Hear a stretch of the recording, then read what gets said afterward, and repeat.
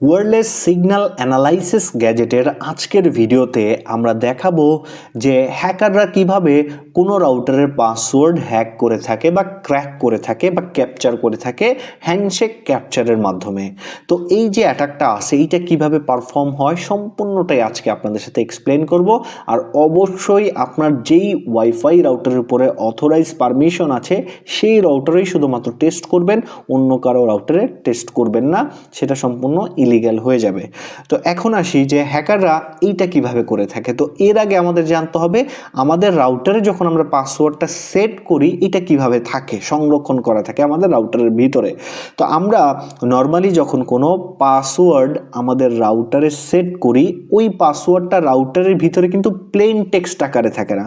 ধরেন আমরা পাসওয়ার্ড দিলাম 1 থেকে 8 পর্যন্ত, রাউটার কিন্তু এটাকে 1 থেকে 8 পর্যন্ত তার মেশিনে সেভ করে রাখবে না, তার মেমোরিতে কিন্তু এটা ইনক্রিপ্টেড করে তারপরেই সেভ করে রাখবে, যার ফলে ইজিলি এটাকে যদি কেউ ক্যাপচার করে সেটা কিন্তু বুঝতে পারবে না এখানে কি পাসওয়ার্ড আছে। এটাকে বোঝার জন্য বিভিন্ন টুল আছে, ওই টুলগুলো ব্যবহার করে ওইটার মধ্যে কি পাসওয়ার্ড আছে ওইটা গেস করে বা ক্র্যাক করে বের করা হয়ে থাকে।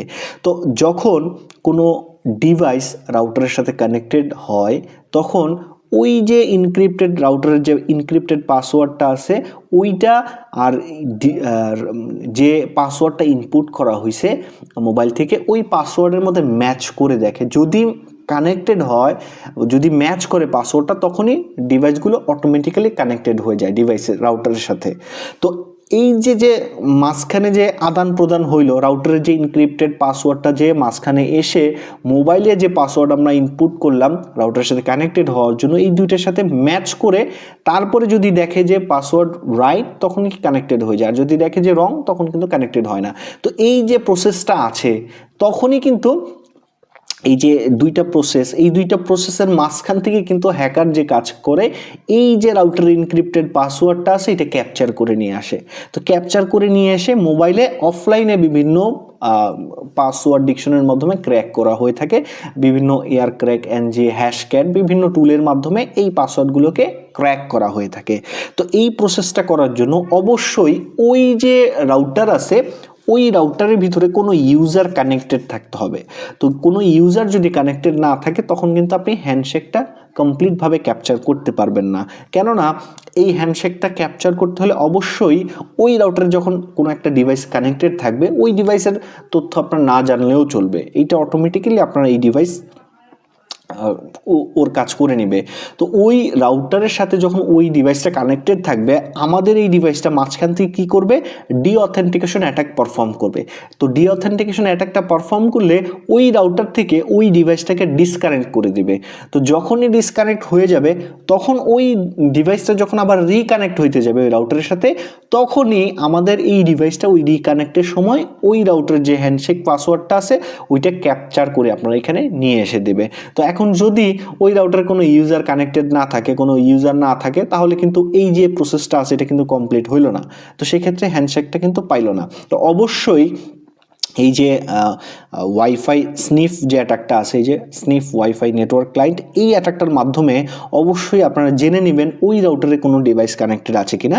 যদি দেখেন 2-3টা ডিভাইস কানেক্টেড আছে তখনই যদি আপনি এই হ্যান্ডশেক অ্যাটাকটা পারফর্ম করেন তখন এই যে ইনক্রিপ্টেড পাসওয়ার্ডটা পাওয়ার পসিবিলিটি কিন্তু অনেক হারে বেড়ে যায়। তো এইটা আপনারা মাথায় রাখবেন। তো এখন আমরা প্রসেসটা দেখাবো। তো ধরে নিলাম ওই রাউটারে কোনো ডিভাইস কানেক্টেড আছে।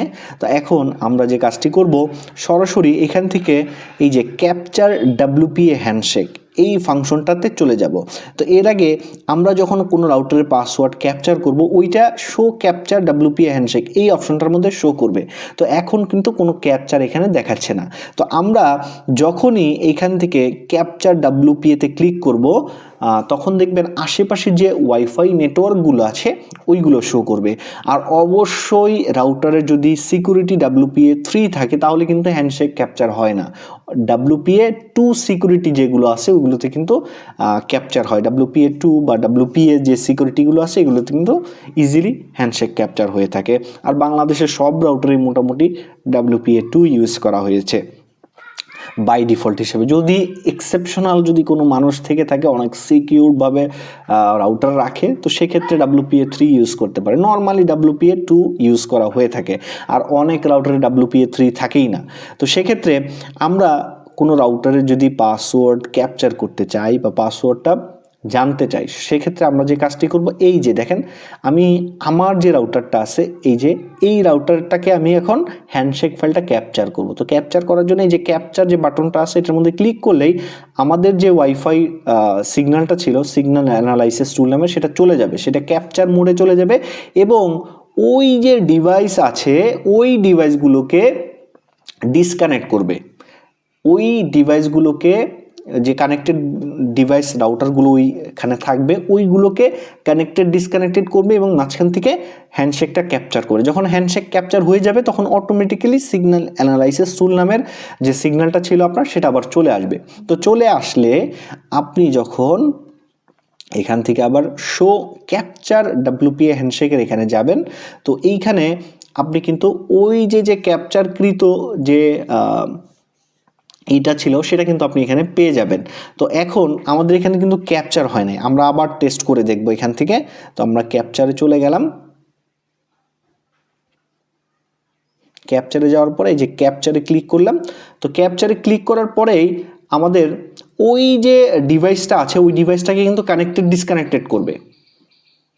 তো কানেক্টেড ডিসকানেক্টেড করার পরে যদি হ্যান্ডশেক ফাইল পায়, তখন অটোমেটিক্যালি আমাদের সিগন্যালটা ফিরে আসবে। আর যদি না পাই, তাহলে এটা যে টাইম আউটটা আছে, ওইটা অটোমেটিক্যালি টাইম আউট হয়ে যাবে, আবার সিগন্যালটা চলে আসবে। তো যখনই এই সিগন্যালটা আসবে, আপনি এই সিগন্যালে আবার কানেক্টেড হবেন।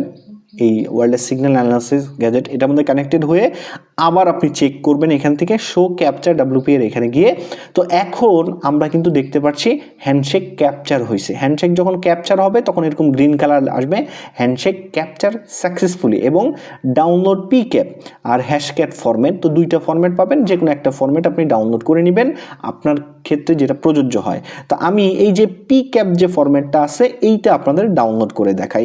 এইটা আপনারা ইজিলি কিন্তু আপনাদের যে মোবাইল অ্যাপস আছে সেটার মধ্যে ক্র্যাক করতে পারবেন। পরবর্তী ভিডিওতে কিন্তু আমরা এইটা দেখাবো। তো আমরা জাস্ট ডাউনলোডে ক্লিক করলাম। তো ডাউনলোডে ক্লিক করার পরে যে handshake.pcap আমাদের এই যে মনে রাখতে হবে, এইখানে যে কোনো নাম আপনারা সেট করে দিতে পারেন। জাস্ট লাস্টে PCAP যে ফরম্যাটটা আছে, এই ফরম্যাটটা আপনারা মনে রাখবেন। এই PCAP কোনোটাকে রিনেম করবেন না, আপনি এর আগের যে নামগুলো আছে এগুলো রিনেম করতে পারবেন। আপনি এই ফাইলটা আমি এখানে সেভ করে রাখলাম, এই যে দেখেন সেভ করে রাখলাম, আমার এখানে কিন্তু ফাইলটা ডাউনলোড হয়ে গেল। এখন আমি যদি আমার ফাইল ম্যানেজারে যাই, তো ফাইল ম্যানেজারে গেলে এখান থেকে কিন্তু আমি এই যে দেখতে পাচ্ছি handshake.pcap এই যে ফাইলটা, তো এই ফাইলটা কিন্তু আমরা ক্যাপচার করে ফেলি। এইটাই কিন্তু রাউটারের ইনক্রিপ্টেড পাসওয়ার্ড। তো এখন এই পাসওয়ার্ডটাকেই আমরা বিভিন্ন অ্যাপসের মাধ্যমে বা টার্মেক্সের মাধ্যমে ক্র্যাক করে আপনাদের পরবর্তী ভিডিওতে দেখাবো যে কিভাবে ক্র্যাক হয়ে থাকে। তো আজকে এ পর্যন্তই। তো ধন্যবাদ সবাইকে।